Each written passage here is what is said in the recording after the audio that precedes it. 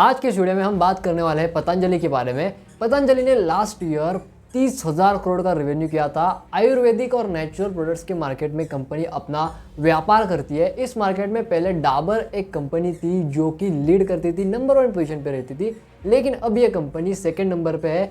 पतंजलि ने इस कंपनी को पीछे छोड़ दिया। 4 बिजनेस स्ट्रेटेजीज हम पतंजलि से सीखने वाले हैं। मेरा नाम है ऋषिकेश, आप देख रहे हैं मास्टर इन एंटरप्रेन्योरशिप।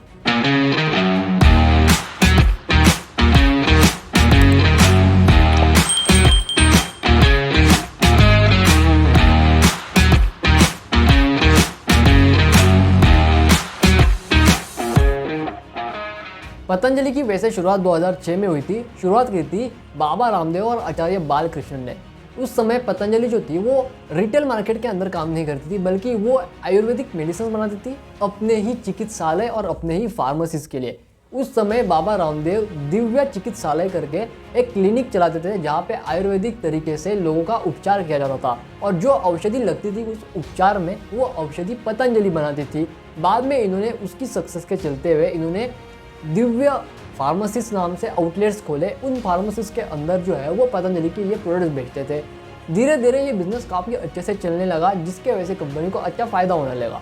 2012 में कंपनी ये डिसाइड करती है अब हमें अपना इंडियन रिटेल मार्केट के अंदर भी अपना कंपनी को इंट्रोड्यूस करना चाहिए, एक्सटेंड करना चाहिए। और 2012 में कंपनी अपने बिजनेस को एक्सटेंड करती है, नए नए प्रोडक्ट्स कैटेगरी अनाउंस करती है और एफएमसीजी मार्केट में अपनी ऑफिशियली एंट्री डिक्लेयर करती है। 2012 में कंपनी का रेवेन्यू 450 करोड़ था और मात्र 5 साल के अंदर ये रेवेन्यू 5000 करोड़ तक पहुंच गया।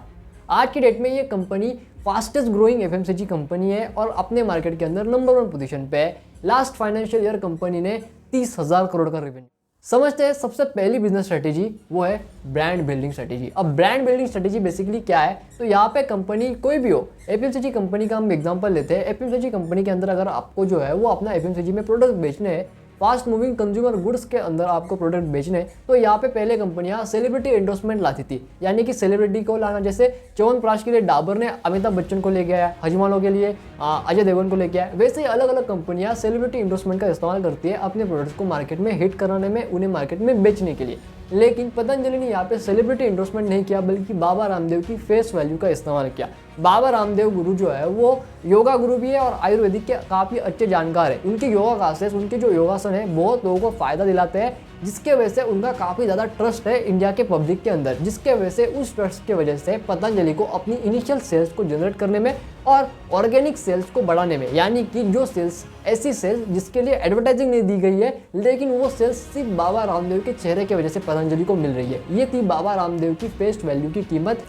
सेकेंड स्ट्रेटेजी थी वो थी मार्केट पोजीशनिंग। अब मार्केट पोजीशनिंग बेसिकली क्या होता है, एफएमसीजी कंपनियां सेलिब्रिटी इन्वेस्टमेंट का इस्तेमाल करती थी और मार्केट में अपने प्रोडक्ट्स को एक तरीके से पोजीशन करती थी XYZ सेगमेंट के लिए, XYZ एज ग्रुप के लिए। अब यहाँ पे मार्केट सेगमेंटेशन की अगर हम बात करें तो बेसिकली जो पतंजलि है ना वो नेचुरल और आयुर्वेदिक प्रोडक्ट्स जो है वो बनाती है। लेकिन ये जो प्रोडक्ट्स है ना, ऐसा लोग समझते हैं कि भैया सिर्फ जो बूढ़े लोग हैं ना वही उस प्रोडक्ट को जो है वो खरीदते हैं। तो इन्होंने ये डिसाइड किया कि हमें जो है वो अपनी कंपनी को जेन जी, यानी कि हर टाइप के व्यक्ति के लिए हमें जो है वो अपने प्रोडक्ट्स बनाने हैं। उसके हिसाब से इन्होंने प्रोडक्ट बनाना स्टार्ट किया। बट अब उन प्रोडक्ट्स को मार्केट में लाना है, यानी कि उन्हें मार्केट के अंदर पोजीशन करना है ताकि वो प्रोडक्ट्स बिके और हमारी कंपनी की ज़्यादा से ज़्यादा सेल्स हो। तो इन्होंने एक सिंपल सा फायदा इस्तेमाल किया। ये अपनी सारी एडवर्टाइजिंग के अंदर ये बोलते हैं कि हमारे प्रोडक्ट जो है वो नेचुरल है, जिनके अंदर कोई भी केमिकल नहीं है, जिसके वजह से आपके त्वचा के ऊपर, आपके स्किन के ऊपर, आपके शरीर के ऊपर कोई इफेक्ट नहीं होता, बल्कि उसे जो है वो आपके शरीर के ऊपर जो है, आपकी बॉडी के ऊपर जो है वो आपको जो है वो अच्छे अच्छे बेनिफिट्स मिलेंगे,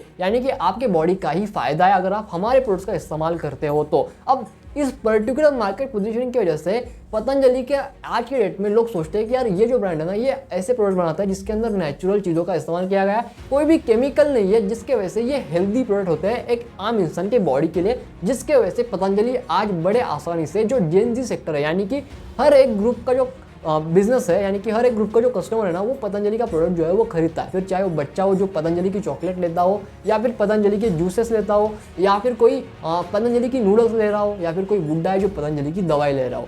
तो हर एज ग्रुप के लोग जो है वो पतंजलि के प्रोडक्ट जो है वो इस्तेमाल करने लगे, because they market their self as an a complete healthy brand और जो आपके शरीर के लिए काफ़ी ज़्यादा अच्छा है। तो हेल्थ सबके लिए ज़रूरी है, जिसके वजह से कंपनी जो है वो हिट हो गई।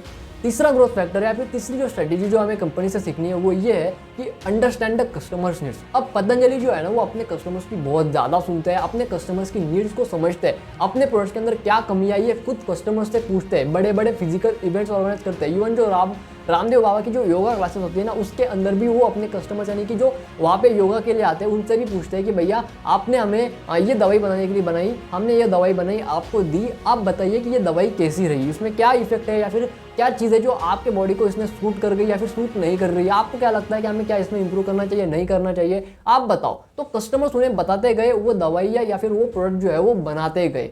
ये सबसे बड़ा ग्रोथ फैक्टर रहा कंपनी की सक्सेस के पीछे।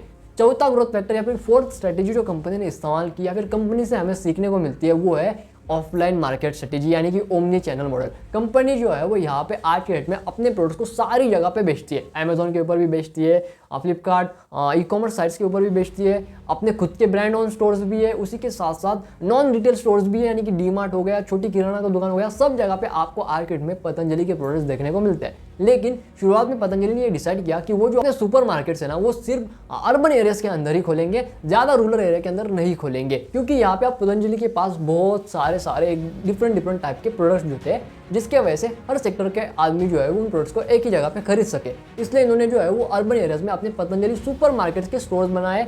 यहाँ पे अल्टीमेटली इसका मेन फायदा ये था कि पतंजलि की जो सेल्स होगी ना वो सबसे ज़्यादा यहीं से होगी, क्योंकि यहीं पे जो है वो सबसे ज़्यादा प्रोडक्ट बिकेंगे और पतंजलि को ये फिजिबल भी है, क्योंकि अगर डी मार्ट के अंदर अगर प्रोडक्ट होते हैं तो अलग अलग ब्रांड्स के प्रोडक्ट होते हैं, पतंजलि के यहाँ पे अगर प्रोडक्ट मिलेंगे तो सिर्फ पतंजलि के ही मिलेंगे। इस ख्वाहिश के साथ इन्होंने जो है वो अर्बन नेटवर्क्स के अंदर, अर्बन सिटीज़ के अंदर जो है वो अपनी सुपर चेन्स लॉन्च की पतंजलि सुपर मार्केट के नाम से। बट यहाँ पे फुटफॉल जो है वो ज़्यादा नहीं आया।